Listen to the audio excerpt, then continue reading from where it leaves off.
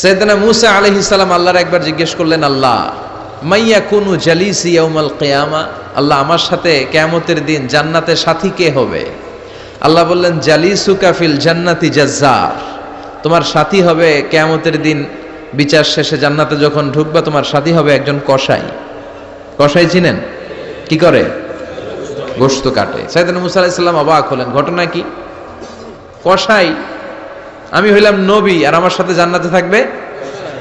How come it's possible, এটা কিভাবে সম্ভব? আল্লাহ বললেন, নিজেই দেখে আসো এটা কেমন কসাই। সাইয়েদনা মূসা আলাইহিস সালাম ছদ্মবেশে কসাইয়ের দোকানে দাঁড়িয়ে রইলেন। দেখলেন স্পেশাল বিশেষ কোনো আমল নাই, কসাই শুধু গোশত কাটে, গোশত বিক্রি করে। দিন শেষে দোকান বন্ধ করে প্যাকেটের ভেতরে গোশত নিয়ে বাড়িতে রওনা হয়েছে। বাড়ির ভেতরে ঢুকে যাওয়ার পর সাইয়েদনা মূসা আলাইহিস সালাম ঘরের দরজার কড়া নাড়লেন। কসাই বলে, মান আনতা, তুমি কে? মূসা আলাইহিস সালাম বললেন, আনা মুসাফির, আমি মুসাফির, থাকার জায়গা নেই, আপনি যদি থাকার জায়গা দেন আপনার বাড়িতে থাকবো। কসাই বলে, আসেন। সাইয়েদনা মূসা আলাইহিস সালাম ঢুকলেন। কসাই বলে, এই ঘরে একটু থাকেন, ওই ঘরে আমার একটু কাজ আছে। মূসা আলাইহিস সালাম বললেন, যান, কাজ সেরে আসেন। মূসা আলাইহিস সালাম খেয়াল করলেন ওই ঘরে মাচার উপর থেকে বয়োবৃদ্ধ এক নারীকে তিনি নামিয়ে গোসল করালেন, টাওয়াল দিয়ে গা মুছিয়ে দিলেন, নতুন জামা পরিয়ে দিলেন। এরপর দোকান থেকে আনা সুন্দর গোশতের টুকরাটারে নিজ হাতে কেটে রান্না করলেন। তারপর রুটি বানালেন আর গোশত আর রুটি হাতে নিয়ে ওই মহিলার মুখে তুলে দিচ্ছেন। মহিলা খাচ্ছে, খায় আর বিড়বিড় করে কি যেন দোয়া পড়ে। সুবহানাল্লাহ পড়বেন না? ওই মহিলাকে খাওয়ানোর পরে কসাই সাইয়েদনা মূসা আলাইহিস সালামকে মেহমান হিসেবে খাবার নিয়ে আসলেন। বললেন, ও পথিক, খাবার খান, সকালবেলা আপনিও চলে যাবেন, আমিও যাব আমার দোকানে, খেয়ে আপনি ঘুমিয়ে পড়েন। মূসা আলাইহিস সালাম বললেন, ততক্ষণ পর্যন্ত তোমার আনা খাবারে আমি হাত দিব না যতক্ষণ না তুমি বলবা ওই মহিলাটাকে। কসাই বলে, হাদিহি উম্মি, এটা আমার মা। হাদিহি উম্মি, এটা আমার মা। এই দুনিয়ায় এই মা ছাড়া আমার কেউ নাই, আমিও ছাড়া আমার মায়ের কেউ নাই। তাই প্রতিদিন দোকানের কাজ শেষ করে গোশত এনে রান্না করে আমার মারে আমি খাওয়াই। হাদিহি উম্মি, এটা আমার জনম দুঃখিনী মা। সাইয়েদনা মূসা আলাইহিস সালাম, বুঝলাম তোমার মা, কিন্তু তুমি যখন রুটি তোমার মায়ের মুখের ভেতরে তুলে দিচ্ছিলে তোমার মা বিড়বিড় করে কি যেন পড়লো, কি পড়ে তোমার মা? কসাই বলে, আমার মায়ের একটা পাগলা দোয়া আছে। কি দোয়া? আমি জানি কশিন কালো এই দোয়া কবুল হবে না। আবেগের বশবর্তী হয়ে প্রতিদিন আমার মা আমার খেদমতে আমার উপর এত সন্তুষ্ট হয়ে যায়, এত খুশি হয়ে যায়। আমার মা প্রতিদিন বলতে থাকে, আল্লাহুম্মা জাআল ইবনি জালিসা মূসা ইয়াউমাল কিয়ামা। ও আল্লাহ, আমার ছেলের খেদমতে আমি এত সন্তুষ্ট, আমার ছেলের উপর আমি এতটাই রাজি খুশি। শুনেছি এই জামানার সবচাইতে বড় পয়গম্বর, বনি ইসরাইলের সবচাইতে বড় নবী, ওই নবীর নাম নাকি মূসা। ও আল্লাহ, আমি এত কিছু জানি না, এত কিছু বুঝি না, এত কিছু চাই না, তোমার দরবারে শুধু একটাই চাওয়া, একটাই ফরিয়াদ, তুমি আমার ছেলেরে কিয়ামতের দিন মূসার সাথে হাসর নসিব করে দিও। আমার ছেলে কসাই ছেলেটারে তুমি মূসার জান্নাতের সাথী বানিয়ে দিও। আল্লাহুম্মা জাআল ইবনি জালিসা মূসা ইয়াউমাল কিয়ামা, জালিস মানে ফ্রেন্ড, বন্ধু। আল্লাহ, জান্নাতে আমার ছেলে তুমি মূসার বন্ধু বানিয়ে দিও। মূসা আলাইহিস সালাম এবার বুঝতে পারলেন। তিনি বললেন, ঘটনা তো এই জায়গায় এতক্ষণে বুঝতে পেরেছি, কেন আমার সাথে মুফাসসির যাবে না, হাফেজে কোরআন যাবে না, শহীদরা যাবে না, ওলিরা যাবে না, নবীরা যাবে না, আমার সাথে জান্নাতে যাবে কসাই। এটা মায়ের দোয়া। কার দোয়া? মায়ের দোয়ার দরকার আছে না নাই? অনেক পাওয়ারফুল মায়ের দোয়াটা। বুলেট মারলে বুলেট মিস হয়, মায়ের দোয়া মিস হয়? ড্রোন হামলা করলে ড্রোন হামলা মিস হয়ে যেতে পারে, কিন্তু মায়ের দোয়া কশিনকালে মিস হয় না। চিল্লায় বলেন ঠিক কি না? মায়ের দোয়াটাও কবুল, বদদোয়াও কবুল। ভয়ঙ্কর কিন্তু। মা দোয়া করলে কবুল হয়, কিন্তু বদদোয়া করলে কবুল হয় না। এরকম হলে it was not a big deal, এটা বড় সমস্যা ছিল না। কিন্তু দোয়া করলেও যেমনি কবুল, বদদোয়াটাও কবুল। এজন্য খবর আছে না নাই? এজন্য মায়ের কাছ থেকে সবসময় দোয়া নিতে হবে। দোয়া নিতে রাজি আছেন? আমাদের সমাজে এরকম অনেক ধরনের কুসংস্কার। 2 কলা খেলে 2 বাচ্চা হয়, তাই না? আসলে কি কথাটা ঠিক? বাচ্চা একটা হবে না দুইটা হবে, ছেলে হবে না মেয়ে হবে, এটা কে দেয়? আবার অনেকের মাথার চুলের মধ্যে দুইটা গিট থাকে, আছে না নাই? দুই গিট থাকলে কয় তোর দুই বিয়া, তিন গিট থাকলে তিন বিয়া, গিট নাই কয় তোর বিয়া নাই, আছে না নাই? এগুলো মুসলমান বিশ্বাস করতে পারে? মুসলমান বিশ্বাস করে একজনকে, তিনি কে? তো এই তিন ফল, এটা খেলে মানুষ পাগল হয়ে যায় না, এটা স্বাস্থ্যকর একটা খাবার। বাংলাদেশের তিন আর আরব দেশের তিনের পার্থক্য আছে। আরব দেশের তিন খুব সুস্বাদু। তো এই তিনের নামে আল্লাহ একটা সূরা দিলেন, সূরার নাম হচ্ছে সূরাতুত তিন। সূরার নাম এরকম অনেক নামে আল্লাহ সূরা দিয়েছেন, খেয়াল করে দেখবেন। মানুষের নামে সূরা দিয়েছেন, সূরাতুল ইনসান, সূরাতুন নাস। আবার ইন্ডিভিজুয়াল 6 জন পুরুষ মানুষের নামে সূরা দিয়েছেন, 6 জন নবীর নামে, একজন ওলির নামে। সূরা হুদ, সূরা ইউসুফ, সূরা ইউনুস, সূরা মুহাম্মদ, সূরা ইব্রাহিম, সূরা নূহ, আছে না নাই? আবার সূরা লোকমান, আছে না নাই? মানুষের নামে সূরা, তাই না? তো 7 জন পুরুষের নামে সূরা, আর মাত্র একজন নারীর নামে আল্লাহ সূরা দিলেন। বলেন তো এই সূরাটার নাম কি?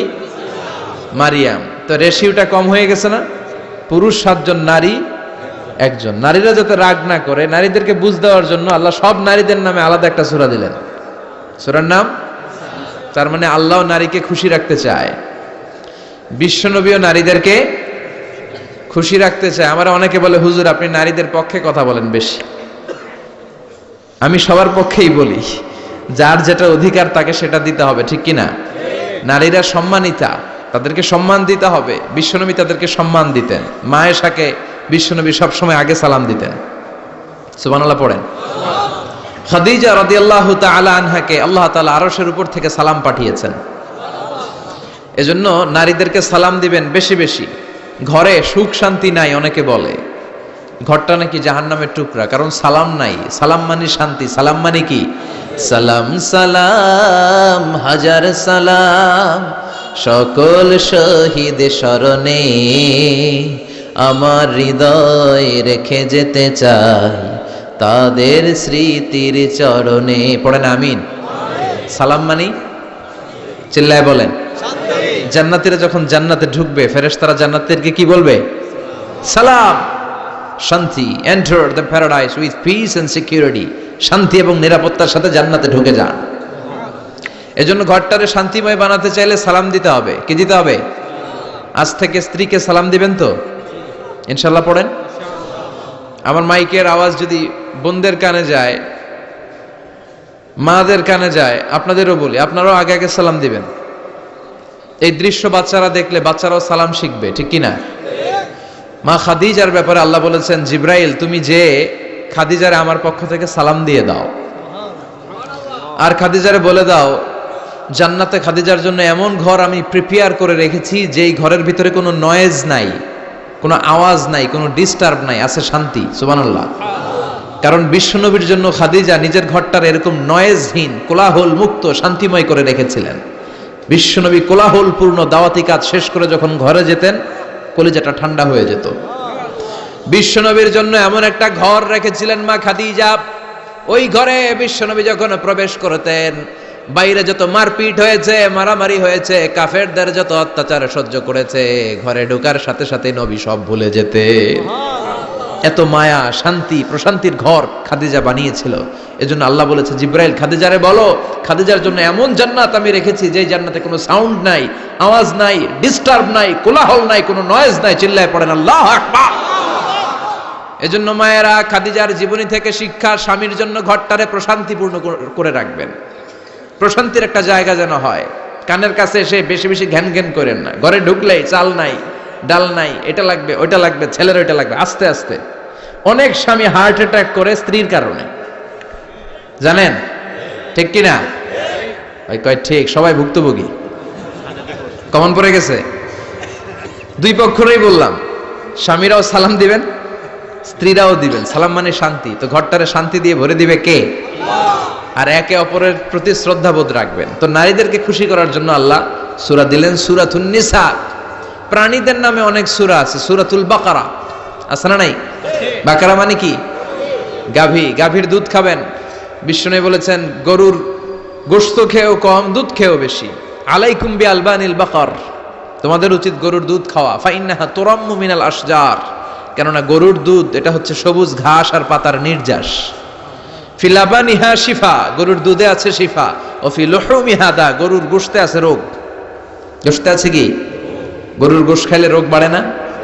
অনেক ডাক্তার আছে এরা সিরিয়াল নেয় না, যারা গরুর গোশত খায় বেশি, বলে লাল মাংস যারা খাবে এরা যেন আবার সিরিয়াল না দেয়, আছে না নাই? বিশ্বনবীর খাবারের তালিকায় দুধ ছিল। বিশ্বনবী বলতেন বেশি বেশি দুধ খেও, এবং বিশ্বনবী বলেছেন মায়েরা যেন তাদের বাচ্চাদেরকে দুধ খাওয়ায়। মায়ের বুকে প্রথম যে দুধটা আসে এটাকে বলে শাল দুধ, এটা বাচ্চার জীবনের প্রথম প্রাকৃতিক টিকা। সুবহানাল্লাহ পড়েন। আমরা কত টাকা দিয়ে দামি দামি টিকা দেই, কিন্তু প্রথম টিকাটা আল্লাহ ফ্রি দিছেন। সুবহানাল্লাহ পড়েন। বাকারার নামে সূরা দিলেন, আনকাবুত মাকড়সার নামে সূরা দিলেন, নাহাল মৌমাছির নামে সূরা, নামাল পিঁপড়ার নামে সূরা। সুবহানাল্লাহ পড়েন। এইভাবে আপনি খুঁজলে কোরআনের চ্যাপ্টারগুলো যে কত সুন্দর সুন্দর নাম দিয়ে আল্লাহ দিয়েছেন, তার এই ধারাবাহিকতায় আজকের সূরাটির নাম দিয়েছেন আল্লাহ একটা ফলের নামে। কিসের নামে? তিন ফলের নামে। সূরার নাম কি? সাইয়েদনা বারা ইবনে আযিব রাদিয়াল্লাহু তাআলা আনহু বর্ণনা করেন, বুখারীর বর্ণনা। তিনি বলেন সামি'তু রাসূলুল্লাহ ইয়াকরাউ সূরাতাত তিন ফি সালাতিল ইশা, আমি বারা ইবনে আযিব রাদিয়াল্লাহু তাআলা আনহু এশার নামাজে বিশ্বনবীকে সূরাতুত তিন তেলাওয়াত করতে শুনেছি। কোন নামাজে? কোন সূরা পড়তেন? কোন নামাজে? কোন সূরা? মনে থাকবে? পড়বেন তো? তিনি বলেছেন এশার নামাজে আমি বিশ্বনবীকে সূরাতুত তিন তেলাওয়াত করতে শুনেছি। ফামা সামি'তু আহসানা সাউতিন মিন সাউতি রাসূলিল্লাহ, আল্লাহ রাসূলের কণ্ঠের চাইতে এত মধুর কণ্ঠ আমার জীবনে শুনি নাই। বিশ্বনবী যখন তেলাওয়াত করতেন সাহাবাদের কলিজা ঠান্ডা হয়ে যেত। সাহাবারা মাঝে মাঝে খাবার না পেলে, ঘরে খাদ্য না থাকলে বিশ্বনবীর কাছে চলে আসতেন, এসে বিশ্বনবীর চেহারার দিকে তাকায় থাকতেন, ওনার কণ্ঠে তেলাওয়াত শুনতেন। বিশ্বনবীর তেলাওয়াত শুনলে চেহারার দিকে তাকায় থাকলে ক্ষুধার কথা তারা ভুলে যেতেন। কি কণ্ঠ ছিল বিশ্বনবী!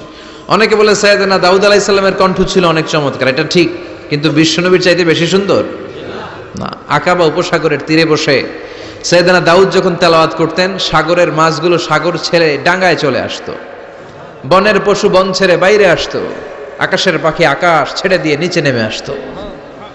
কিন্তু বিশ্বনবীর কণ্ঠটা এর চেয়ে বেশি সুন্দর ছিল। সুবহানাল্লাহ পড়েন।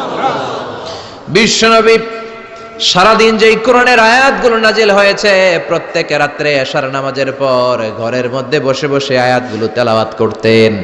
আর মক্কার আবু জাহেল, উতবা, শাইবা, ওয়ালিদ ইবনে মুগীরা সবাই লুকিয়ে লুকিয়ে তেলাওয়াত শোনার জন্য বাড়ির চিপায় চলে আসতো।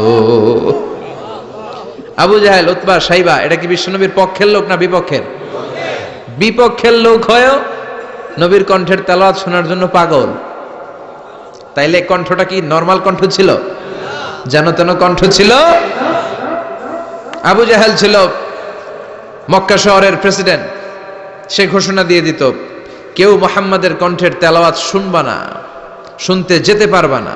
সবাইকে নিষেধ করে রাত্রিবেলা চোরের মতো নিজেই যাইতো। সুবহানাল্লাহ পড়েন। হজের মৌসুমে আবু জাহেল ঘোষণা দিয়ে দিল, খবরদার, মক্কায় ঢুকার যতগুলো গেট আছে সবগুলো গেটে তোরা দাঁড়ায় থাকবি, হাজিদেরকে বলবি মক্কায় নতুন একটা পাগল এসেছে, তার কথা যারা শুনে তারাও পাগল হয়ে যায়। নাউজুবিল্লাহ পড়েন। তার কর্মী বাহিনী হজের মৌসুমে বিভিন্ন গেটে পাঠায় দিল, মক্কায় ঢুকার হাজিদের যত গেট, বিভিন্ন দেশ থেকে হাজিরা আসবে, কর্মীদেরকে বলে দিল তোরা বলবি এই এলাকায় নতুন এক পাগলের আমদানি হয়েছে, নাম মুহাম্মদ। পড়েন নাউযুবিল্লাহ। যারাই এই মুহাম্মাদের কণ্ঠের তেলাওয়াত শুনে তারাও পাগল হয়ে যায়। আদেশ অনুযায়ী কর্মীরা মক্কার গেটে দাঁড়িয়ে দাঁড়িয়ে হাজিদেরকে বলল, হাজি সাহেব হজে যান, জমজম খান, খেজুর খান, হজ করেন, সমস্যা নাই, কিন্তু নতুন এক পাগল আসছে, এই পাগলের নাম মুহাম্মদ। এই পাগলের কাছে যারা যায় হেরাও পাগল হয়ে যায়। হাজি সাহেবরা কোনোদিন এই মুহাম্মদ নামটা শোনে নাই, এই প্রথম শুনলো।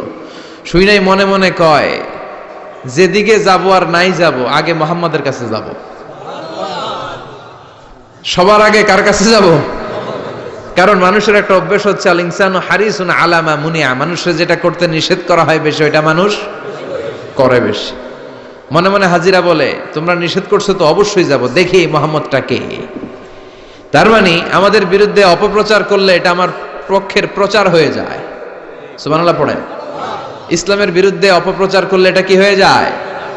প্রচার হয়ে যায়। ইউরোপ আমেরিকাতে ইসলামের নামে ট্যাগ লাগায় এক্সট্রিমিস্ট, জঙ্গি, আমরা নাকি জঙ্গি, আমরা নাকি এক্সট্রিমিস্ট। তো যারা সিভিলিয়ান আছে, খ্রিস্টিয়ান সিভিলিয়ান, ইউরোপ আমেরিকার সাধারণ জনগণ, তারা ভাবে ঘটনা নাকি মুসলমানদের বিরুদ্ধে এত কথা কেন? তারা ইসলাম নিয়ে গুগলে সার্চ করে, বিভিন্ন বই পড়ে, কোরআনের ইংলিশ ট্রান্সলেশন পড়ে। আগে তারা ইসলাম সম্পর্কে জানতো না, কিন্তু সবাই যখন বলা শুরু করছে জঙ্গি জঙ্গি জঙ্গি, ইসলাম মানে জঙ্গি, তখন তারা ইসলাম সম্পর্কে পড়তে শুরু করে দিয়েছে।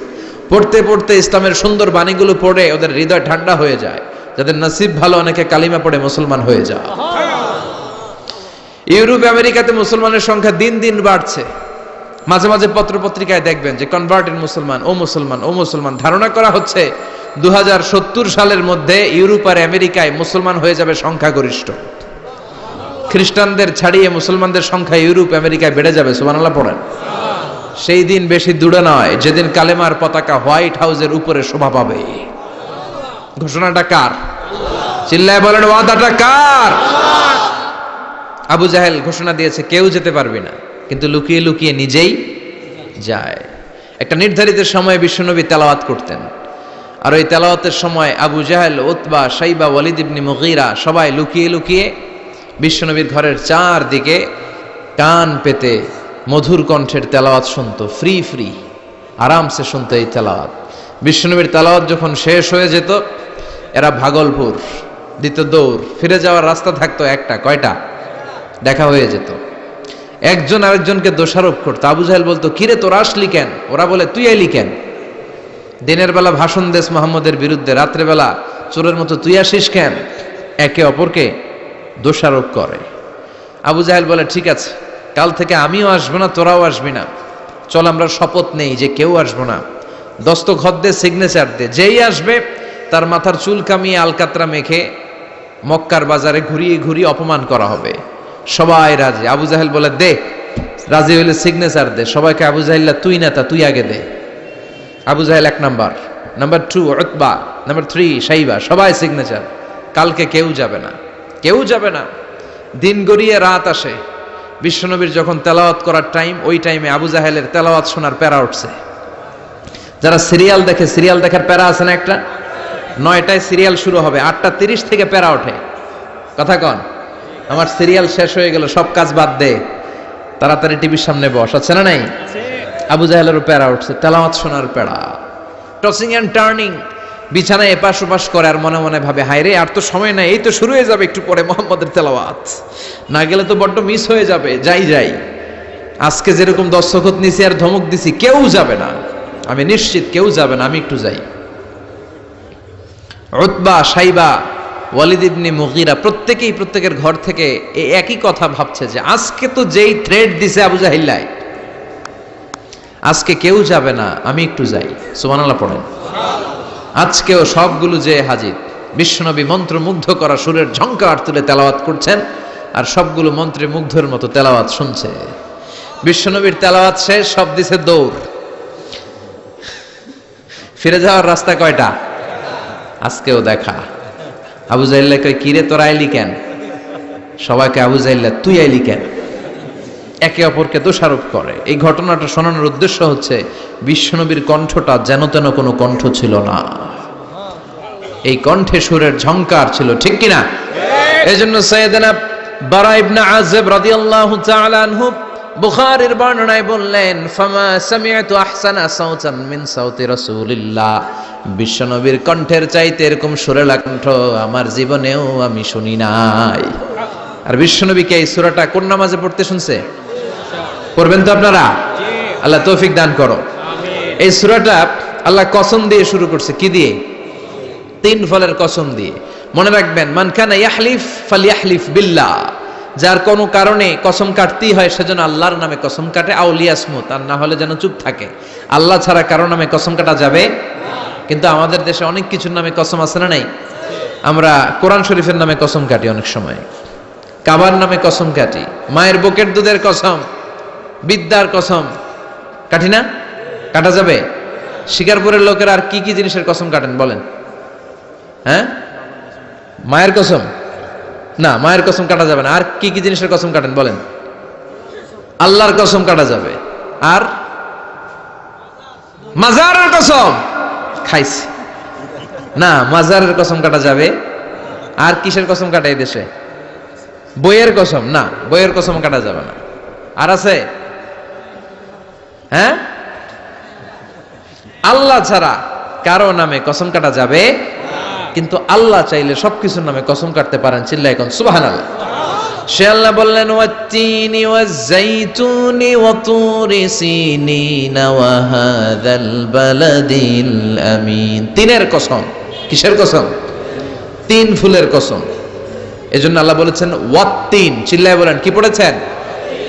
সম্মানিত ভাইরা খেয়াল রাখবেন, কসম যখনই আল্লাহ কেটেছেন তখনই আল্লাহ ওয়াও ব্যবহার করেছেন। এটাকে বলে, এই যে এটা কিন্তু তাফসিরের আসল কথা, মনে রাখেন, ওয়াও আল কাসামিয়া, এটার বলে কসম কাটার ওয়াও। যত জায়গায় আল্লাহ কসম কেটেছেন তত জায়গায় আল্লাহ কি ব্যবহার করেছেন? চিল্লায় বলেন। আমরা অবাক হয়ে গেলে আমরা পড়ি ওয়াও, এই ওয়াও না, আমরা ওয়াও বলি না? অবাক করা জিনিস দেখলে কি বলে ছেলেবেলে? ওয়াও, এই ওয়াও নয়। তো যত জায়গায় কসম তত জায়গায় ওয়াও। সবাই বলেন, যত জায়গায় কসম তত জায়গায়। যেমন আল্লাহ কোরআনে যুগের শপথ করেছেন, সময়ের কসম করেছেন। আল্লাহ বলেছেন ওয়াল আসর। কি বলেছেন? ওয়াও আছে না নাই? আল্লাহ পাহাড়ের কসম করেছেন, আল্লাহ বলেছেন ওয়াত্তুর। আল্লাহ ফজরের কসম করেছেন, আল্লাহ বলেছেন ওয়াল ফাজার। জিলহজের প্রথম 10 রাতের কসম করেছেন, তিনি বলেছেন ওয়ালায়ালিন আশার। জোড় আর বেজোরের কসম করেছেন, তিনি কি বলেছেন? ওয়াশফাঈ ওয়াল ওয়াতর। তারই ধারাবাহিকতা এখানে তিনি 3 ফলের কসম কেটেছেন, আর তিনি বলেছেন ওয়াত্তিন। চিল্লায় বলেন, তিনি কি বলেছেন? মানে 3-এর কসম। কিসের কসম? 3 ফল। ডুমুর ফলের কসম কেটেছেন, কারণ এই ফলের অনেক উপকারিতা আছে। এটা আরব বিশ্বে আরবদের কাছে খুবই গুরুত্বপূর্ণ সুস্বাদু একটা ফল। কালো ডুমুর হয়, সাদা ডুমুর হয়। এই ডুমুর ফল খেলে ডায়াবেটিক্স রোগীদের অনেক উপকার হয়। ডায়াবেটিক্স আমাদের জাতীয় রোগ না? ডায়াবেটিক্স আছে কার কার? অনেকের আছে না? এই ডায়াবেটিক্স আল্লাহ ভালো করে দিবে। কি খাবেন? ডুমুর ফল খাবেন। অনেক নারীদের ইররেগুলার মেনস্ট্রুয়েশনাল পিরিয়ড হয়, অনিয়মিত অনিয়ন্ত্রিত মাসিক। এই ডুমুর ফলের সেদ্ধ করা পানি যদি খায়, তাদের মাসিক নিয়মিত হয়ে যাবে। এটার মধ্যে অনেক স্ট্রেংথ এন্ড স্ট্যামিনা আছে। আর এই ফলটা জান্নাতি ফল। কি ফল? এটা জান্নাতি ফল। এই 3 গাছটা জান্নাতের গাছ। সাইয়েদনা আদম আলাইহিস সালামকে আল্লাহ বললেন ওয়ালা তাকরাবা হাযিহি আশ-শাজারাতা ফাতাকুনা মিনাজ যালিমিন। ও আদম, তুমি আর হাওয়া মিলে জান্নাতে ঘুরো, জান্নাতে খাওয়া দাওয়া করো, যা মনে চায় করো, কিন্তু একটা নিষিদ্ধ গাছ আছে, ওই গাছের কাছে যাওয়া যাবে না। কার কথা? সব খাও, সব করো, কিন্তু নিষিদ্ধ গাছের কাছে যাওয়া যাবে না। আদম আলাইহিস সালাম শয়তানের ওয়াসওয়াসায় পড়ে ওই গাছের ফলই খেয়ে ফেললেন। ওয়ালাকাদ আহিদনা ইলা আদামা মিন ক্বাবলু ফানাসিয়া ওয়া লাম নাজিদ লাহু আজমা। আমি আদমকে স্পেশাল একটা অর্ডার করেছি, ওই অর্ডার আদম রক্ষা করতে পারে নাই। পারবে কেমন? আদম তো ভুলে গেছে। আদম আলাইহিস সালাম কি করছে? ভুলে গেছে। ভুল করে তিনি খেয়ে ফেললেন। শয়তানের ওয়াসওয়াসায় পড়ে শুধু আদমই খান নাই, হাওয়াও খেলেন আলাইহিমাস সালাম। খাওয়ার সাথে সাথে ওনাদের জান্নাতের পোশাকগুলো খুলতে আরম্ভ করলো, নেকেড হতে শুরু করলেন। আদম আর হাওয়া দুইজনে কি হতে শুরু করলেন? উলঙ্গ হতে শুরু করলেন। গায়ের মধ্যে আর জামা নাই। সম্মানিত ভাইয়েরা, এখানে শিক্ষণীয় যে বিষয়টা সেটা হচ্ছে শয়তানের কাজ, শয়তানের মিশন জান্নাতেও যেটা ছিল দুনিয়াতেও এটা। শয়তানের মিশন হচ্ছে আদম জাত, বনি আদমের দেহ থেকে কেমন করে কাপড় খোলা যায়, নারীদেরকে কেমন করে উলঙ্গ করা যায়। জান্নাতে যেমনি আদম আর হাওয়া আলাইহিস সালামের কাপড় শয়তান খুলেছে, দুনিয়াতেও শয়তান আমাদেরকে অশ্লীল বানাতে চায়। চিল্লায় বলেন ঠিক কিনা? এজন্য আমার মায়েরা, আমার বোনেরা, যাদের কানে আমার মাইকের আওয়াজ যায়, খবরদার, শয়তানের এই ওয়াসওয়াসায় ফাঁদে পা দেয়া যাবে না।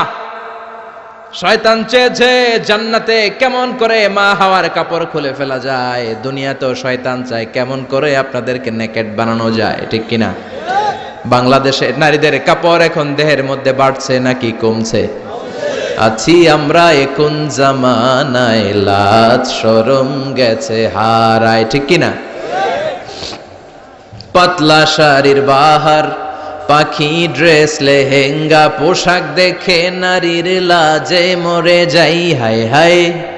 আছি আমরা এখন জামানায়, লাজ শরম গেছে হারায়, ঠিক কিনা?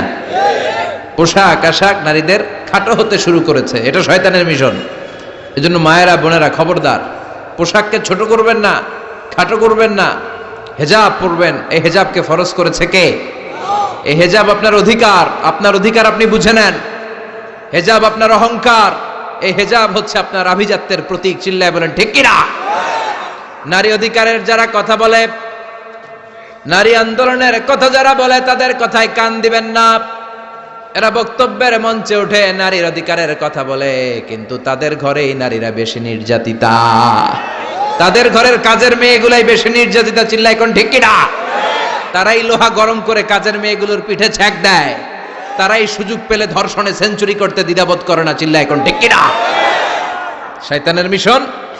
জান্নাতেও ছিল যেটা, দুনিয়াতেও এটা। পোশাক কি করে আলাদা করা যায়? এই জন্য হেজাব যেন আমরা ভুলে না যাই। হেজাব আপনার আভিজাত্যের প্রতীক, আপনার সৌন্দর্য, আপনার সম্ভ্রম, আপনার স্ট্যাটাস তো আপনার হেজাবের মধ্যে শোভা পায়, ঠিক কিনা? কিন্তু দিনকে দিন পোশাক ছোট হতে শুরু করেছে। নতুন নতুন অনেক পোশাক বেরোয় নারীদের। কি পোশাক আছে বলেন তো একটা? হ্যাঁ, পাখি। আর কি আছে? লেহেঙ্গা আর কিরণমালা। আর এগুলো পড়বেন না, হেজাব পড়বেন। হেজাবে একটা নারীকে যত সুন্দর, রূপবতী, গুণবতী, সুস্নিগ্ধা লাগে, অন্য কোনো পোশাকে লাগে? আল্লাহ আমাদেরকে বোঝার তৌফিক দান করো। সাইয়েদনা আদম আলাইহিস সালাম, হাওয়া আলাইহিস সালাম জান্নাতের ভেতরে যখন উলঙ্গ হয়ে গেল, লজ্জাস্থান ঢাকার জন্য জান্নাতের বিভিন্ন গাছের দিকে দৌড়ায়। দৌড়িয়ে দৌড়িয়ে যেই গাছের পাতা দিয়ে তারা সেদিন লজ্জাস্থান ঢেকেছিল, ওই গাছের নাম ছিল তিন গাছ। কি গাছ? ওই তিনের কসম কোরআনে কেটেছে কে? সেজন্য আল্লাহ বললেন, ওয়াত্তিনি ওয়াজ-যাইতুনি ওয়া তুরি সিনিনা ওয়া হাযাল বালাদিল আমিন। সুবহানাল্লাহ পড়েন। তিনের কসম, জাইতুনের কসম। জাইতুন মানে জলপাই। আওয়াজ করে বলতে হবে, জাইতুন অর্থ খাইছেন? জলপাইয়ের আচার খাই না আমরা? জাইতুন মানে জলপাই, ইংরেজিতে বলে অলিভ। তবে আমাদের জলপাই আর আরব দেশের জলপাই একটু গুণগত পার্থক্য আছে। আরব দেশের জলপাই একটু ছোট হয়, আমাদের গুলা সাইজে বড় হয়। আরব দেশের জলপাই একসাথে অনেকগুলা খাওয়া যায়, আর আমাদের দেশের জলপাই আবার 2-3টার বেশি খাওয়া যায় না। অনেক টক না? এই 7টা জলপাই আর একটা 3, এই মিক্স রেশিওতে যদি আপনি রেগুলার খান, আপনার বার্ধক্য রোধ হবে, আপনার স্বাস্থ্য ভালো থাকবে। আলহামদুলিল্লাহ পড়েন। এই জাইতুন গাছগুলো আরব দেশে হিল ট্র্যাক্টস, পাহাড়ি এরিয়াতে হয়, 100 বছর বেঁচে থাকে। বিশ্বনবী বলেছেন, কুলু জাইতা ওয়াদ্দাহিনু ফাইন্নাহা মিন শাজারাতিন মুবারাকা। বিশ্বনবী বললেন, জাইতুনের তেল খাও, জাইতুনের তেল গায়ের মধ্যে দাও, জাইতুনের তেল মালিশ করো। জাইতুনের ভেতরে বরকত ঢুকায় দিয়েছে কে? জাইতুনের তেল দাড়িতে, চুলে মালিশ করলে দাড়ি চুল সহজে পাকে না। বিশ্বনবী সব সময় দাড়িতে চুলে জাইতুন মাখতেন। আমি নিজেও মাখি প্রতিদিন, আপনারাও মাখবেন। বাজারে পাওয়া যায়, যে বলবেন অলিভ অয়েল, কি বলবেন? অলিভ অয়েল বললে আপনাকে দিবে। স্পেনের, মেড ইন স্পেন, এদের অলিভ অয়েল ভালো। ফিলিস্তিনের যে অরিজিনাল অলিভ অয়েল, এটা ভালো, এটা খাওয়া যায়। তাম্বুতু বিদ্দুহুনি ওয়া সিবগিল আখিলিন, এটার অনেক কাজ, খাওয়াও যায়, মালিশও করা যায়, জাইতুনের ডাল ভেঙে মেসওয়াকও করা যায়। সুবহানাল্লাহ পড়েন। বিশ্বনবী বললেন, নি'মাস সিওয়াকিয়া জাইতুন, জাইতুনের মেসওয়াক কতই না ভালো। ফাইন্নাহা সিওয়াকি ওয়া সিওয়াকুল আমবিয়াই মিন ক্বাবলি, কেননা আমি বিশ্বনবী নিজে জাইতুনের ডাল ভেঙে মেসওয়াক করি, আমার আগে লক্ষাধিক নবীরা সবাই জাইতুনের ডাল দিয়ে মেসওয়াক করেছেন। সুবহানাল্লাহ পড়েন। আপনার দেহের ব্যাড কোলেস্টেরলের লেভেল কমে যাবে যদি জাইতুন আপনি খান। দাড়িতে মাখবেন, চুলে মাখবেন। আবার সালাদের মধ্যেও জাইতুনের তেল দিয়ে খাওয়া যায়, যদি এক্সট্রা ভার্জিন হয়। লেস দেন 1% অ্যাসিড দিয়ে এটাকে পিউরিফাইং করলে এটার বলে এক্সট্রা ভার্জিন। এরপর আরেকটা আছে ভার্জিন, 2% অ্যাসিড দিয়ে পিউরিফাইং করে। 3-4-5% অ্যাসিড দিয়ে পিউরিফাইং করলে ওটার বলে রিফাইন্ড পিওর, ওটা গায়ে মালিশ করবেন, বরকত আছে না নাই? এজন্য এই দুইটার কসম কোরআনে কেটেছে কে? এরপরে রব্বুল আলামিন বলেন ওয়া তুরি সিনিন,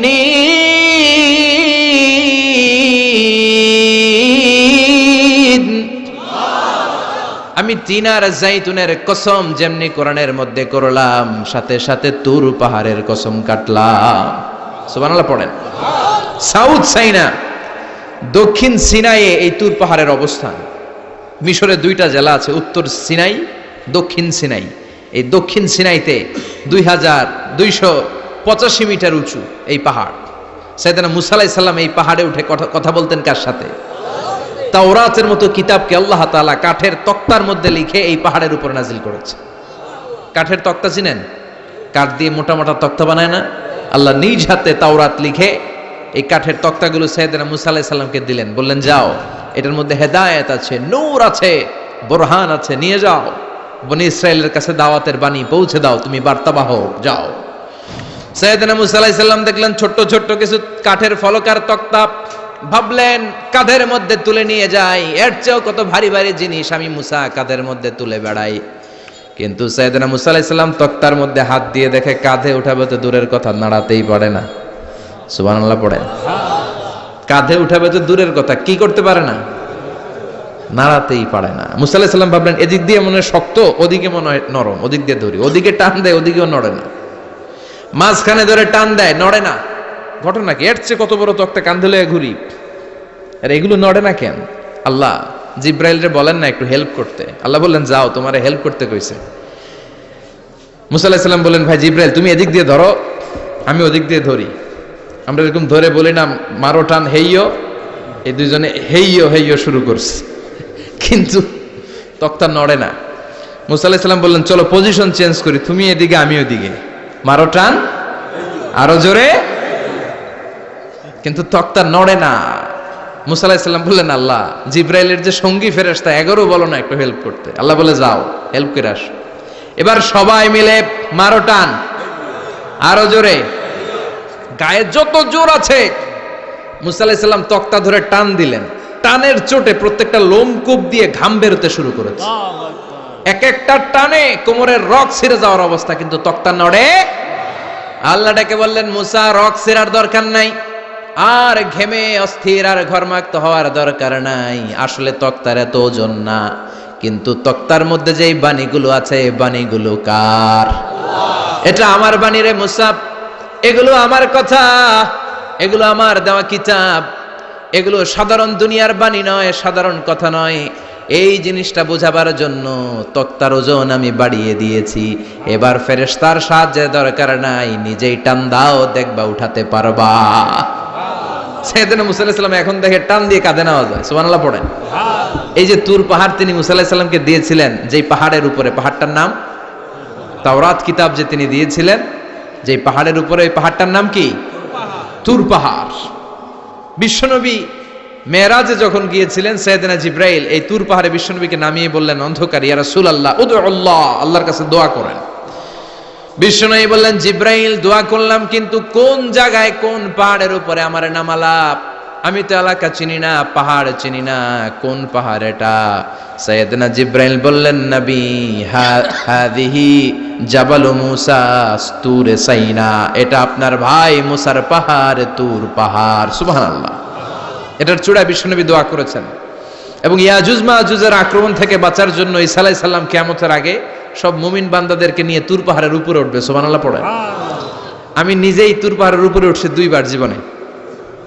আমি মিশরে ছিলাম তো, ওখানে আমি শিক্ষা সফরে 2 বার আমরা প্রায় তুরে সাইনাতে সফর করতাম। ঠান্ডা একটা এলাকা, মিশরে পুরো মিশরে গরম, ওদিকে ঠান্ডা। 3 ধর্মের লোকদের জন্য এটা একটা তীর্থস্থান, সবাই যায়, ইহুদিরা যায়, খ্রিস্টানরা যায়, আমরাও যেতাম। মাঝরাতে তুর পাহাড়ে উঠতে হয়, ফজরের সময় পৌঁছতে হয়, আবার 7টা-8টার দিকে ব্যাক করতে হয়। 10টা-11টার পরে সূর্যের তাপে পাথরের পাহাড় এত গরম হয়, ওখানে কোনো মানুষ দাঁড়িয়ে থাকতে পারে না। আমরাও উঠতেছি কাঁধের মধ্যে ব্যাগ নিয়ে, খ্রিস্টানরাও উঠতেছে, ইহুদিরাও উঠতেছে। ওটার উপরে খ্রিস্টানদের একটা চার্চ আছে, গির্জা, ইহুদিদের আছে একটা ছোট্ট সিনাগগ। ইহুদিরা যে জায়গায় নামাজ পড়ে ওটারে কি বলে? সিনাগগ।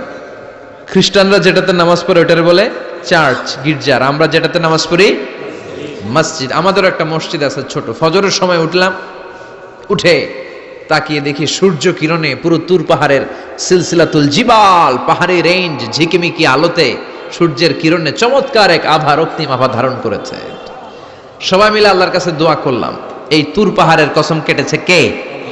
রব্বুল আলামিন বলেন, ওয়াত-তিনি ওয়াজ-যাইতুনি ওয়া তুরি সিনিনা ওয়া হাযাল বালাদিল আমিন। তিনের কসম, জাইতুনের কসম, তুর পাহাড়ের কসম, আর এই নিরাপদ শহরের কসম। এই নিরাপদ শহর দ্বারা উদ্দেশ্য হচ্ছে মাক্কাতুল মুকাররমা। নিরাপদ শহর দ্বারা কোন শহর উদ্দেশ্য? মক্কা। যে মক্কার আগের নাম ছিল বাক্কা। মক্কার আগের নাম সবাই বলেন বাক্কা। মক্কার নামে আল্লাহ কোরআন একটা সূরা দিয়েছে, সূরার নাম সূরাতুল বালাদ। লা উকসিমু বিহাযাল বালাদ ওয়া আনতা হিল্লুম বিহাযাল বালাদ। সুবহানাল্লাহ পড়েন। আবার এই শহরের নাম দিলেন আল্লাহ উম্মুল কুরা, জনপদ সমূহের মা। এই শহরের মধ্যে যারা এই প্রবেশ করবে নিরাপত্তা দিবে কে? আবার এই শহরের মাঝখানে আল্লাহ এমন একটা ঘর তৈরি করেছে, গোটা বিশ্বের সব মুসলমান ওই ঘরের দিকে মাথা নুইয়ে সিজদায় লুটিয়ে পড়ে। সুবহানাল্লাহ পড়েন। ইন্না আউওয়ালা বাইতি উদিআ লিন-নাস লাল্লাযী বিবাক্কাতা মুবারাক। এই কাবা ঘরকে কেন্দ্র করে প্রতিদিন 120টা রহমত নাজিল হয়। চিল্লায় বলেন তো কয়টা? সিত্রিন আলিত তাইফিন, 60টা রহমত যারা তাওয়াফ করে তাদের জন্য। আরবাঈন আলিল মুসাল্লিন, 40টা রহমত যারা নামাজ পড়ে তাদের জন্য। 60 আর 40 কত? বাকি আছে কয়টা? ওয়ালা 20 আলিন নাযিরিনা ইলাল কাবা, বাকি 20টা রহমত যারা তাওয়াফও করে না, নামাজও পড়ে না, শুধু কাবার দিকে তাকিয়ে থাকে। সুবহানাল্লাহ পড়েন। আবার কাবার 4টা কর্নার আছে। একটা কর্নারের ভেতরে একটা পাথর আছে, এটাকে বলে ব্ল্যাক স্টোন কর্নার, হাজরে আসওয়াদের পাথর। এই পাথরে যেই চুমো দেয়, পাথর ওই চুমোদানকারীর জীবনের সব গুনাহ টেনে শুষে সব নিয়ে যায়। কিয়ামতের দিন আল্লাহ হাজরে আসওয়াদের 2টা ঠোঁট দিবেন, 2টা চোখ দিবেন, আর দাঁড় করিয়ে দিবেন। আল্লাহর সামনে দাঁড়িয়ে দাঁড়িয়ে হাজরে আসওয়াদ সুপারিশ করবে। আল্লাহর কাছে বলবে, আল্লাহ এই লোকটা আমারে চুমো দিয়েছে, তার জন্য জাহান্নামের আগুন হারাম করে দাও। এই হাজরে আসওয়াদ পাথরের জন্য আমরা চুমো দিতে পারি, আল্লাহ তৌফিক দাও। জোরে পড়েন আমিন। এই নিরাপদ শহরের কসম। শহরটার নাম মক্কা। চিল্লায় বলেন শহরটার নাম। এটার মাঝখানে একটা ঘর আছে, আল কাবা আল মুশাররাফা। লক্ষ লক্ষ মানুষ এই কাবা কেন্দ্রিক প্রতিদিন ছুটতে থাকে। আল্লাহ বলেছেন এটা মাসাবাতান লিন-নাস, মানুষের মিলন কেন্দ্র। লক্ষ লক্ষ মানুষ এই কাবাকে ঘিরে নামাজ পড়ে। প্রতিটা জুমার দিন 10 লাখেরও মোর দেন 1 মিলিয়ন মুসল্লি কাবার চারদিকে জুমার সালাত আদায় করে। সুবহানাল্লাহ পড়েন। আজান হওয়া মাত্রই মৌমাছির মতো মানুষগুলো ছুটতে থাকে। কাবার আজান শুনেছেন? আল্লাহু আকবার, আল্লাহু আকবার,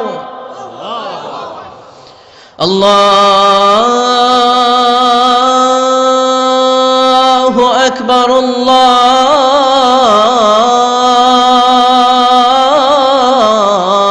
আল্লাহু আকবার। কি সুরেলা আজান, কাবার আজান। আজান হতে দেরি, আজান হতে দেরি। যদি 20-30 তলা হোটেলের কোনো ছাদ থেকে আপনি খেয়াল করেন, দেখবেন মৌমাছির মতো ডানে বায়ে সামনে পেছনে চারিদিক থেকে সারে আল হিজরা দিয়ে, সারে আজিয়াদ রোড দিয়ে, গাজ্জা দিয়ে, জারওয়াল দিয়ে, মেসফালা দিয়ে, ইব্রাহিম খালিলি দিয়ে মানুষগুলো কাবার দিকে ঢুকতে শুরু করেছে। ঠিক কিনা? আবার বিশ্বনবী বলতেন, মক্কা তো হাব্বুল বিলাদ ইলাইয়া, মক্কা শহর আমার কাছে সব চাইতে প্রিয় শহর। লাউলা উখরিজিতু লামা খারাজতু, মক্কার কুরাইশরা কাফেররা যদি এই শহর থেকে জোর করে আমারে বের করে না দিত, আমি কোনোদিন মক্কা ছেড়ে দূরে যেতাম না। সুবহানাল্লাহ পড়ে। বিশ্বনবীর জন্মস্থান এই শহর।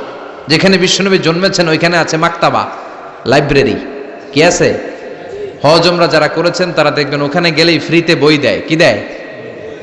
বিশ্বনবীর জন্মস্থানে গেলে যেই ভাষার হন, বাঙালি গেলে বাংলায়, ইংরেজ গেলে ইংরেজিতে, পাকিস্তানিরা গেলে হিন্দিতে, সবাইকে ফ্রিতে বই দেয়া হয়। তার মানে বিশ্বনবীর জন্মস্থানে গেলেই বই পাওয়া যায়। ঠিক কিনা?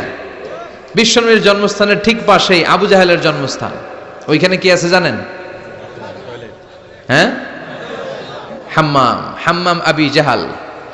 বাঙালি হাজিদের বুক ভরা ঘৃণা তার জন্য। বাঙালি হাজিরা বলে আবু জাহিল্লার টয়লেট কই, যাইয়া সব ভরাই দিয়ে আসুন।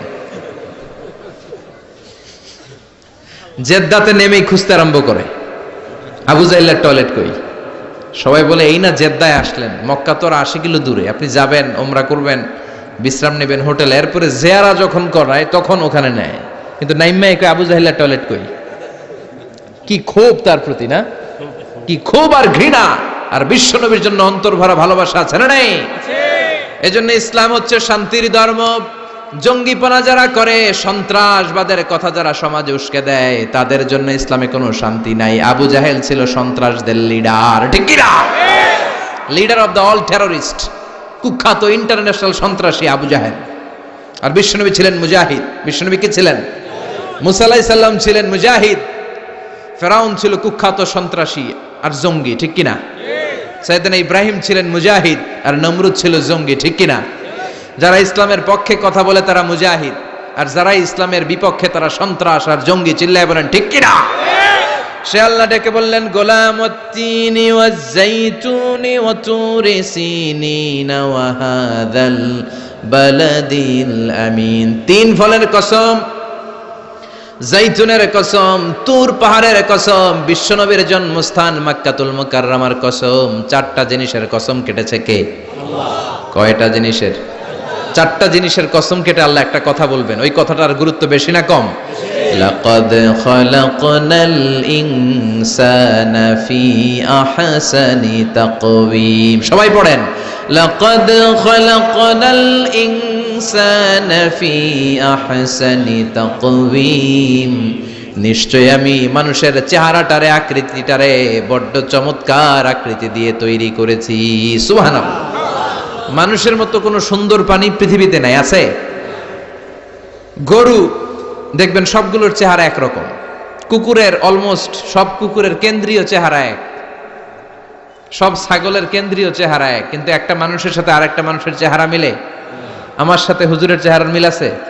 হুজুরের সাথে ভাইয়ের, ভাইয়ের সাথে আপনার। 700 কোটি মানুষ নাকি পৃথিবীতে এখন আছে। এই 700 কোটির সাথে একটা লগে আরেকটার মিলে? কত 700 কোটি ময়রা কবরে ভূত হয়ে রয়েছে, একটার সাথে আরেকটার মিল ছিল? আরো কত 700 কোটি যে কিয়ামতের আগে আসবে, একজনের সাথে আরেকজনের চেহারার কোনো মিল খাবে? এরপর আপনি হিউম্যান অ্যানাটমি নিয়ে গবেষণা করেন, পায়ের পাতা থেকে শুরু করে মাথার তালু পর্যন্ত একটার পর একটা অঙ্গ এমন ভাবে আল্লাহ তৈরি করেছে, পৃথিবীর কোনো ডিজাইনারের কোনো ডিজাইন দ্বারা এটাকে মাপজোক আর পরিমাপ করা সম্ভব না। চিল্লায় বলেন ঠিক কিনা? এজন্য আল্লাহ বললেন লাকাদ খালাকনাল ইনসানা ফি আহসানি তাকওয়িম। মানুষকে চমৎকার আকৃতি দিয়ে তৈরি করেছে কে? আল্লাহ। আমাদের যেই অঙ্গটা ঠিক যেখানে বসানো দরকার, ঠিক সেই অঙ্গটা আল্লাহ তাআলা ওইখানেই বসিয়েছে, ঠিক কিনা? আল্লাহর সৃষ্টির মধ্যে কোনো খুঁত ধরার, ভুল ধরার ক্ষমতা কারো আছে? এক লোক বট গাছের তলায় বসে বিশ্রাম নিচ্ছে, আর বট ফল দেখে অবাক যে এত মোটা বট গাছ, ফলগুলো এত ছোট। বট ফল ছোট হয় না নাকি এত বড়? আর পাশেই ছিল কুমড়া গাছ, লাউ গাছ। আল্লাহরে গালে দিতেছে, আল্লাহর কি রুচি! চিকন চিকন কুমড়া গাছ, চিকন চিকন লাউ গাছ, এত বড় ফল, আর ইয়া মোটা বট গাছ, এতটুকু ফল। আল্লাহরে গালি দিতে দিতে ঘুমায় গেছে। আল্লাহরে গালি মারতে মারতে কখন যে ঘুমায় গেছে নিজেও জানেন। হঠাৎ একটা বট ফল পড়ছে একেবারে নাকে, লাফ দিয়ে উঠেছে। উঠে দেখে নাক দিয়ে রক্ত বেরোচ্ছে, ব্লিডিং। নাকের রক্ত মুছে আর পড়তে আরম্ভ করছে আলহামদুলিল্লাহ। কি পড়ে? মনে মনে কয় আল্লাহরে কেন গালি দিলাম? ওই কুমড়া যদি এইখানে হইতো, ওই লাউ যদি এইটার উপরে হতো, কুমড়া যদি একটা নাকের উপরে পড়তো, আমি নিজেই কুমড়া হইয়া যাইতাম, ঠিক কিনা? সুবহানাল্লাহ পড়েন। মা খালাকতা হাযা বাতিলা। এমনি এমনি আল্লাহ কিছু বানায় নাই, যেখানে যেটা যতটুকু দরকার সেটা করে দিয়েছে কে? আল্লাহ। চোখ যেখানে থাকা দরকার চোখ দিছে কে? আল্লাহ। নাক যেখানে দরকার নাক দিছে কে? আল্লাহ। চোখ কান এদিকে না হইয়া যদি অন্যদিকে হইতো সুবিধা হইতো? চোখ দুইটা মনে করেন এদিকে নাই, আছে এদিকে, এদিকে একটা চোখ, এদিকে, সুবিধা হইতো? খাওয়ার সময় আমরা প্রথমে দেখি, নাক দিয়ে শুকি, তারপরে মুখে মারি, ঠিক কি না? তো চোখ যদি পিছনে হইতো, প্রত্যেকটা খাবার নিয়ে চোখটা দেখানো লাগতো এইভাবে, তাই না? নাকও যদি এইখানে না হয়ে এদিকে নাকটা হইতো, খাবার নিয়ে ঘ্রাণ শুকতে চাইলে পেছনে নিয়ে। দেখেন কি সেটিং! চোখ যদি এইখানে না থেকে মাত্র 2 ইঞ্চি উপরে যদি আল্লাহ দিত, এদিকে একটা চোখ এদিকে একটা চোখ, সেজদা দিতে পারতেন? চোখ বন্ধ করে সেজদা দেওয়া লাগতো, ঠিক কিনা? ফুটবল খেলতে পারতেন? ফুটবলে হেড দিলে ডিমের মতো পোষ হয়ে যেত চোখ দুইটা। সুবহানাল্লাহ পড়বেন না? দেখেন কানের কি সেটিং, কান যদি এইখানে না দিয়ে এই কানটা আল্লাহ এই বগলের নিচে দিত, আর এই কান যদি এই বগলের নিচে দিত, আজকে ওয়াজ শুনতেন কেমনে? এমনি। হাত তোলেন সবাই। 1.5 ঘন্টা হাজারি সাহেবের আলোচনা, এমনি থাকেন 1.5 ঘন্টা হাত দুইটা তুলে থাকা যায় তো? হাত নামাইলে ওয়াজ শোনা যায় না, হাত উঠাইলে শোনা যায়। সুবহানাল্লাহ পড়েন। যেখানে যেটা যেভাবে দরকার দিয়ে দিয়েছে কে? আবার এখানে এয়ার ক্যানেল দিলেন। অনেকে কয় এগুলা দিছে কেন? এই ক্যানেল কিন্তু দরকার। ক্যানেল না থাকলে আপনার কথা ঢুকবে না, আপনি বুঝবেন না। অনেকের এই কানের ডিফেক্ট আছে, ডিফর্ম বেবি, এই রোগ নিয়ে জন্মাইছে, কানে মেশিন লাগানো লাগে, এই ক্যানেলের সমস্যা। এটা কেটে দিলে আপনি কান কাটা রমজান, কান কেটে দিলে আপনি কান কাটা রমজান হয়ে যেতেন। এই ক্যানেল দিয়ে ঘুরে ঘুরে সাউন্ড ওয়েভ গুলো যায়, ফলে আমরা শুনতে পাই। এই ক্যানেল না থাকলে শুনতে পেতাম না। তার মানে মা খালাকতা হাযা বাতিলা, এমনি এমনি কিছু দেয় নাই।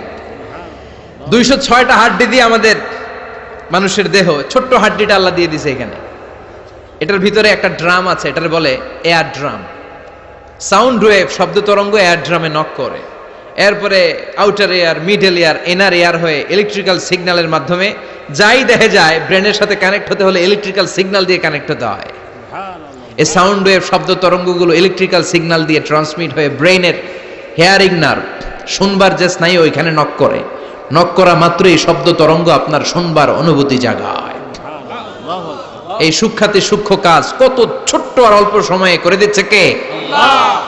চোখ দিয়ে তাকানো মাত্রই দেখি কত রঙের রং দেখি। Human eyes can identify, can recognize more than 10 million colours. আমার কথা না, চক্ষু বিশেষজ্ঞদের কথা। মানুষের চক্ষু 10 মিলিয়নেরও বেশি রং, 1 মিলিয়নে 10 লাখ, 10 মিলিয়নে 1 কোটি, 1 কোটিরও বেশি ধরনের রং এই চোখ শনাক্ত করতে পারে। সাইজ মাত্র 2 মিলিমিটার। ছোট্ট এই চোখ দিয়ে এত কিছু দেখার সুযোগ দিয়েছে কে? এই দুটি চোখ দিয়েছি বলে দেখো যে কত অপরূপ নয়নাভিরাম, খেতে খামারের জোড়ায় জ্বালা বিধুর ধু, তোমার দেয়া চোখের শুকুর জানাবো তার ভাষা কই, যতই দেখি ততই যেন পলক ছাড়া চেরই। সুবহানাল্লাহ পড়েন। যতই দেখি ততই যেন পলক ছাড়া চেরই। এভাবে আমাদের দেহের প্রতিটি অঙ্গ সেটআপ করেছে কে? আল্লাহ। আল্লাহু আকবার। এজন্য রব্বুল আলামিন বলেন, লাকাদ খালাকনাল ইনসানা ফি আহসানি তাকওয়িম, আমি মানুষকে সবচাইতে সুন্দর আকৃতিতে তৈরি করেছি। সুবহানাল্লাহ। আমরাই শুধু মাথা উঁচু করে দাঁড়াতে পারি, গরু এরকম মাথা উঁচু করে দাঁড়াতে পারে? গরুর মাথা নিচে, ছাগলের মাথা নিচে, সবার মাথা নিচে। মানুষই 2 পায়ে ভর করে শির দ্বারা, মানে স্পাইনাল কর্ডের উপর টান টান হয়ে মাথাটা উঁচু করে এইভাবে দাঁড়ায়। পৃথিবীতে একটাই সৃষ্টি, এজন্য আল্লাহ এই সৃষ্টির নাম দিয়েছে আশরাফুল, যে মাখলুকাতের কাছে নূরের ফেরেশতাও সেজদা দিতে বাধ্য হয়েছে, ঠিক কিনা? তুমি মাটির আদমকে প্রথম সৃষ্টি করিয়া ঘোষণা করিয়া দিলে শ্রেষ্ঠ বলিয়া, তাই তো নূরের ফেরেশতা করে আদমকে সেজদা, ঠিক কিনা? তাই তো নূরের ফেরেশতা করে আদমকে সেজদা, সবার চেয়ে সম্মান দিলে মাটির আদমকে। আল্লাহু আল্লাহু তুমি জাল্লে জালালুহু, শেষ করা তো যায় না গে তোমার গুণগান। আল্লাহু আল্লাহু। সুবহানাল্লাহ পড়েন। আশরাফুল মাখলুকাত বানালেন। এত বৈচিত্র্য মানুষকে আল্লাহ দিয়েছেন, বিবেক দিয়েছেন, আবেগ দিয়েছেন, বাক শক্তি, কথা বলার ক্ষমতা। কোন প্রাণীর আছে? সুবহানাল্লাহ কইবেন না? বিবেক দিয়েছেন, আবেগ দিয়েছেন, বাক শক্তি দিয়েছেন, উপলব্ধি করবার মতো ক্ষমতা দিয়েছেন। আশরাফুল মাখলুকাত বানিয়েছেন এই মানুষকে। এই মানুষের মধ্যে আল্লাহ অনেক ক্যাপাসিটি দিয়েছেন।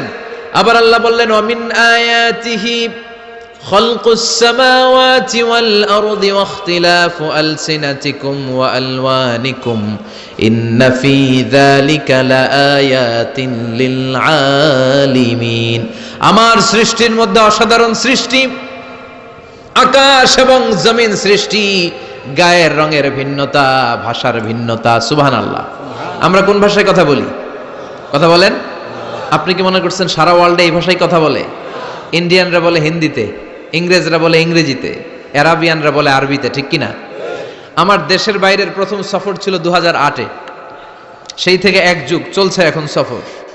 ওই সফর যে কত দরকার ছিল, ওই সফরের আগে এই গ্লোবাল ইসলামকে দেখার সুযোগ আমার হয়নি।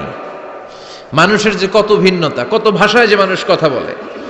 2008 সালে আমি যখন আমার ইউনিভার্সিটিতে গেলাম, মাগরিবের সালাতের সময় পৌঁছেছি। আজান হওয়ার সাথে সাথে দেখলাম students of more than 100 nationalities they are coming out from their hostel to offer মাগরিব প্রেয়ার।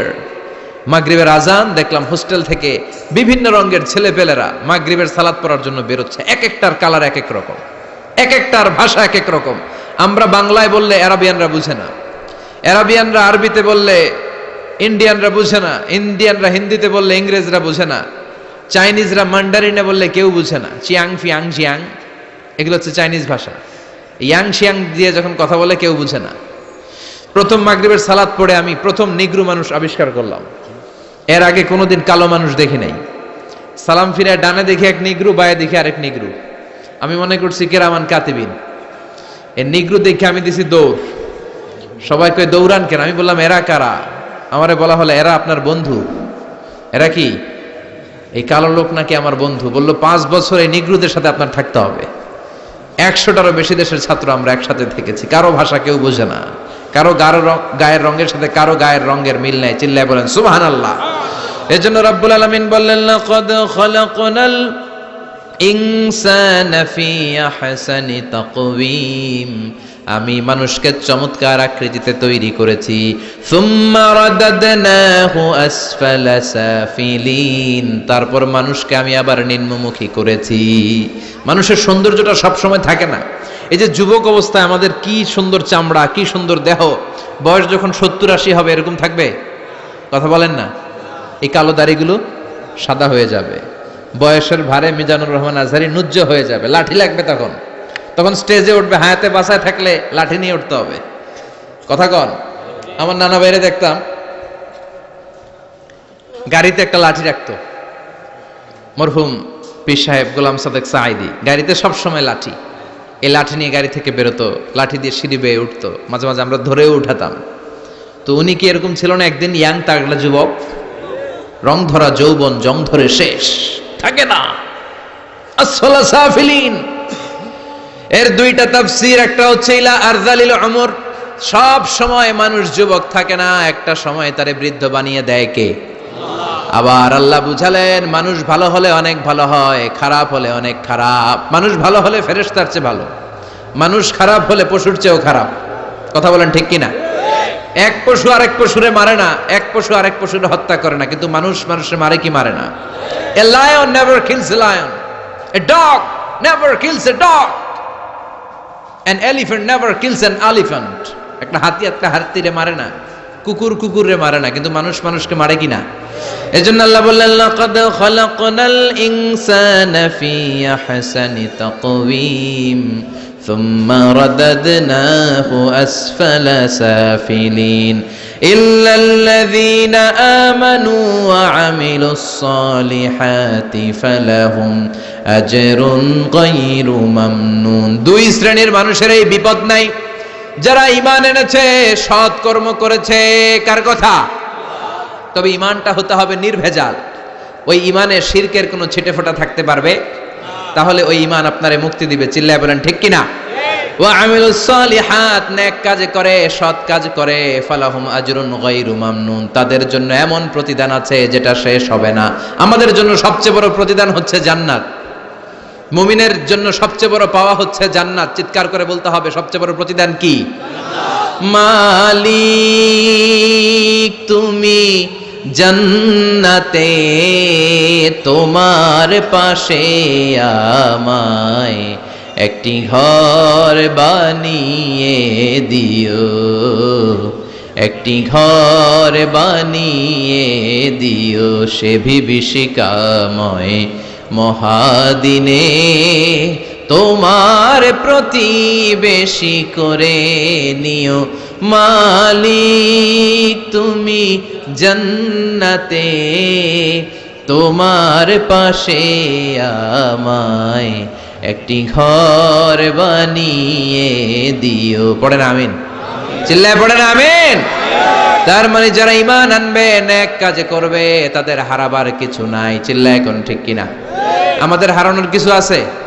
আমরা মল্লে শহীদ বাঁচলে, মল্লে শহীদ বাঁচলে, এজন্য ঈমানটা হতে হবে পাকা ঈমান। ঈমানদার কখনো পথ হারায় না। ঈমানদার ভরসা রাখে কার উপর? আপনি যদি ঈমানের পক্ষে থাকেন, কোরআনের পক্ষে থাকেন, ইসলামের পক্ষে থাকেন, আপনার উপর আযাব আসবে, গজব আসবে, বিপদ আসবে, নবীদের উপর যেমনি এসেছে, ঠিক কি না? ঝুঁকি যদি আসে, ভয় যদি আসে, আপনার উপর আযাব যদি আসে, শাস্তি যদি আসে, অত্যাচার আসে, মুমিন কখনো ভয় পায়? কথা বলেন। মুমিন কখনো পথ হারায় না, মুমিন কখনো আশা ছাড়ে না। চিল্লায় বলেন ঠিক কি না? কারণ মুমিন খুব ভালো করে জানে রাত্রি যত গভীর হয়, সুবহে সাদিকের সময় কাছে আসতে থাকে। কথা বলেন।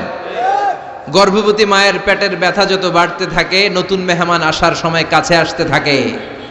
তেমনি ইসলামের পক্ষে যারা কথা বলে, ইসলামের পক্ষে যারা লড়াই করে, হকের ব্যাপারে যারা বাতিলের বিরুদ্ধে আপোষহীন, তাদের উপর যত অত্যাচার আসবে, ইসলামের বিজয়ের সময় কাছে ঘনাতে থাকবে। চিল্লায় বলেন ঠিক কিনা? ইসলাম জিন্দা হোতা হয় হার কারবালা কি বাত। প্রতিটা কারবালার রক্তক্ষয়ী সংগ্রামের পরে ইসলামের বিজয় আসে।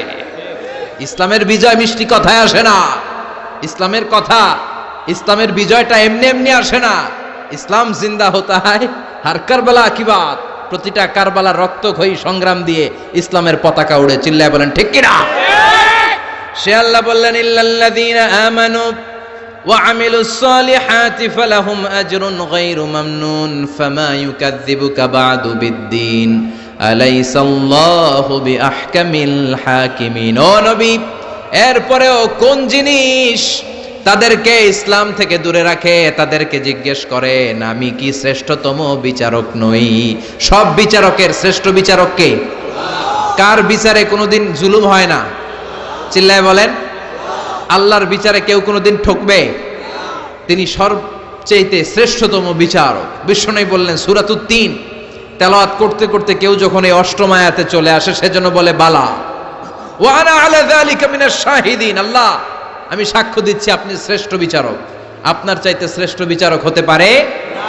দুনিয়াতে যে বিচারগুলো পান নাই, আপনি কি মনে করছেন আখিরাতে এই বিচার হবে না? কথা বলেন। আপনার উপর জুলুম করা হয়েছে, আপনাকে নির্যাতন করা হয়েছে, এগুলোর বিচার করবে কে? আপনার জমি মেরে খেয়ে দিয়েছে, আপনার সম্মান নষ্ট করেছে, বিচার করবে কে? যত অন্যায় বিচার পৃথিবীতে হয়েছে, এগুলোর নতুন করে বিচার হবে।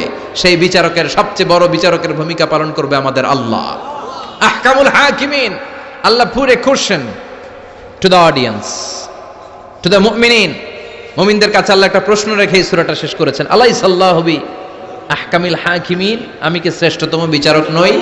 এজন্য আমাদের ভরসা সব সময় একজনের উপর, তিনি কে? আল্লাহ। আর মুমিন কখনো আশা হারায় না। মুমিন তাওয়াক্কুল করে কার উপর? আল্লাহ। ভরসা রাখে কার উপর? আল্লাহ। বিপদে আপদে, সকালে বিকালে, সর্বাবস্থায় ফরিয়াদ করে একজনের কাছে, তিনি কে? আল্লাহ। আল্লাহ আমাদের সবাইকে কথাগুলো বুঝার, আমল করার তৌফিক দান করুক। আমরা পড়ি আমিন।